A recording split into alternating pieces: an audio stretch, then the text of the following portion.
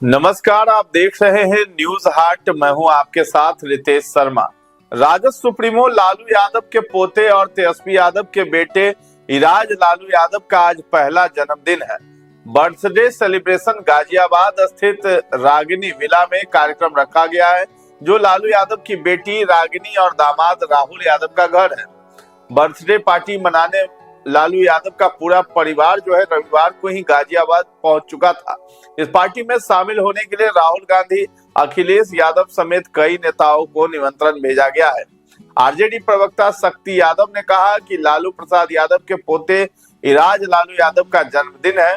बुआ उसका जन्मदिन मना रही हैं, इसलिए गाजियाबाद में इसका आयोजन हो रहा है। इस बर्थडे पार्टी में विधायक, सांसद, कई वरिष्ठ नेताओं को बुलाया गया है। सूत्रों के अनुसार राहुल गांधी, अखिलेश यादव, अरविंद केजरीवाल समेत विपक्ष के कई बड़े नेताओं को निमंत्रण भेजा गया है। इसके अलावा बंगाल की पूर्व मुख्यमंत्री ममता बनर्जी को भी कार्यक्रम में शामिल होने की चर्चा है। तो चुनावी हार के बाद ये पहला बड़ा पारिवारिक आयोजन हो रहा है।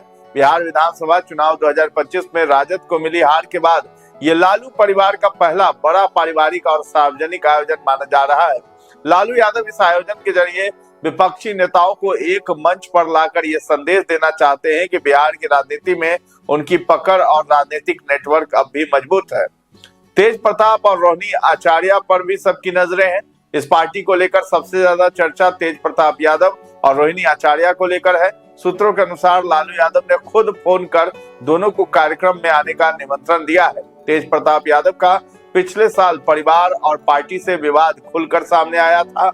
अनुष्का यादव से संबंधों की चर्चा सार्वजनिक होने के बाद लालू यादव ने उन्हें पार्टी और परिवार से अलग कर दिया था।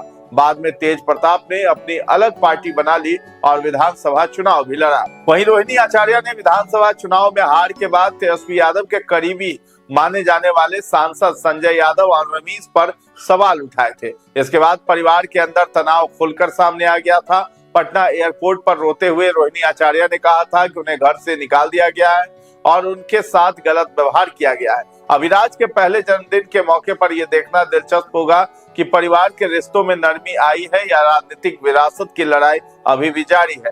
तो कैसा होगा ये बर्थडे सेलिब्रेशन? सूत्रों के मुताबिक इराज के पहले जन्मदिन को बेहद भव्य तरीके से मनाने की तैयारी की गई है। रागिनी विला को जंगल सफारी थीम पर डेकोरेशन किया गया है। बच्चों के लिए अलग एंटरटेनमेंट जोन बनाए गए हैं। बिहार और उत्तर भारतीय व्यंजनों के साथ कई खास डिश मेन्यू में शामिल है। वीआईपी मेहमानों के लिए अलग डाइनिंग और मीटिंग एरिया तैयार किया गया है।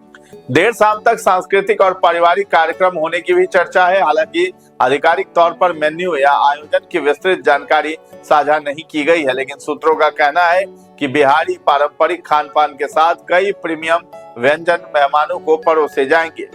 तो कई बड़े राजनीतिक नेताओं के शामिल होने की संभावना को देखते हुए सुरक्षा के भी कड़े इंतजाम किए गए हैं। गाजियाबाद पुलिस और स्थानीय प्रशासन अलर्ट मोड पर है। कार्यक्रम स्थल के आसपास अतिरिक्त पुलिस बल तैनात किए गए हैं।